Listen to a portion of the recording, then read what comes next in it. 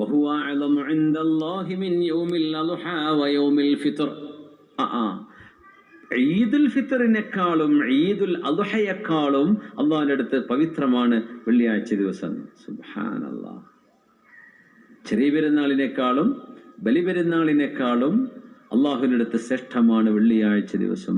ഫീഹി ഖംസു ഖിലാൽ, 5 കാരണങ്ങളാണ് അതിനുള്ളത്. 5 വസ്തുതകൾ അതിന് കാരണങ്ങളാണ്. എന്തേ വെള്ളിയാഴ്ച ദിവസത്തിന് ഇത്ര അള്ളാഹു സ്ഥാനം കൊടുക്കാൻ കാരണം?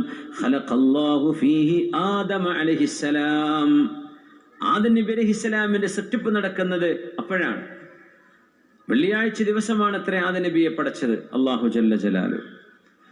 ആദം നബി അലൈഹിസ്സലാം എത്ര അള്ളാഹുവിന്റെ അടുത്ത് മഹത്തരമായ സ്ഥാനമുള്ള മഹാനാണ്. പിന്നെ പറഞ്ഞു ആദം നബി അലൈഹിസ്സലാം ഭൂമിയിലെ ഖിലാഫത്ത് ഏറ്റെടുക്കാൻ വേണ്ടി ആദം നബിയെ ഭൂമിയിലേക്ക് അള്ളാഹു പറഞ്ഞയച്ച ദിവസവും വെള്ളിയാഴ്ചയാണ്. അത് ഖിലാഫത്താണ്. അള്ളാഹു ശിക്ഷയാക്കി പറഞ്ഞയച്ചു എന്നതിനെ പറയാൻ പറ്റൂല. കാരണം ഇന്നി ജാഇലും ഫിൽ അർളി ഖലീഫ എന്ന് അള്ളാഹു തആല പറഞ്ഞു. ഞാൻ ഭൂമിയിലേക്ക് എന്റെ സൃഷ്ടികളെ ഉദ്ദേശിക്കുന്നുണ്ട്. മലക്കുകളെ അഭിപ്രായം എന്താ? പിന്നെ സ്വർഗത്തിൽ ആദം നബി അലൈഹി സ്വലാം പടക്കുന്നത്. പക്ഷെ ആദ്യം പറഞ്ഞു ആദം നബിയുടെ ലക്ഷ്യം ഭൂമിയാണ്. ഭൂമിയിലേക്ക് വന്നു. വഫീഹി തുവഫിയ ആദം. നോക്കണം, ആ വെള്ളിയാഴ്ച തന്നെയാണ് സയ്യിദുന ആദം അലൈഹിസ്സലാം വഫാത്തായത്. ആദം നബിയുടെ വഫാത്ത് നടന്നതും വെള്ളിയാഴ്ചയാണ്. ജനിച്ചതും ഭൂമിയിലേക്ക് ഇറങ്ങിയത്. ഒരുപാട് സംഭവങ്ങളുണ്ട്. പക്ഷേ ഈ ഒരു ഹദീസിൽ 5 കാര്യങ്ങൾ. വഫീഹി സാഅത്തുൻ ലാ യസ്അലുല്ലാഹ ഫീഹൽ അബ്ദു ശൈഅൻ ഇല്ലാ അഅതാഹു ഇയ്യാഹ്.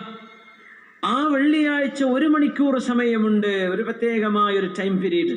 ആ സമയത്തിനകം അള്ളാഹുവിനോട് ആര് എന്ത് ആത്മാർത്ഥമായി ഒരു മുഅ്മിനായ മനുഷ്യൻ ചോദിച്ചാൽ അള്ളാഹു നൽകിയിരിക്കും. ഭയങ്കര സംഭവമല്ലേ? ചോദിച്ചാൽ കിട്ടും.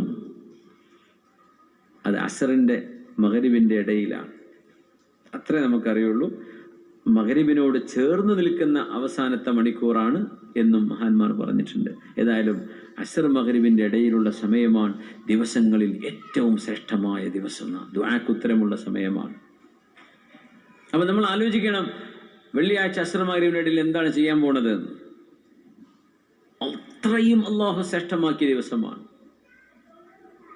5-ാമത്തേത് വഫീഹി തഖൂമുസ് സാഅ. ഖിയാമത്ത് നടക്കുന്നത് വെള്ളിയാഴ്ച ദിവസമായിരിക്കും ഇൻഷാ അല്ലാഹ്.